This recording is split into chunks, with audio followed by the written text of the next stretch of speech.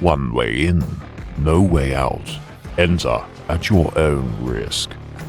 Hey everyone, a few things have changed since my last attempt to go for a long ride out towards Bileron and to Kloben. I got the two flats that drove me to get tubeless rims. So the tubeless rims are on the bike. I have some accessory lighting, and I think I'm pretty well sorted to start the loop. Got a Typhoon nearby. That might slow things down a little bit, but all in all, I think we're okay.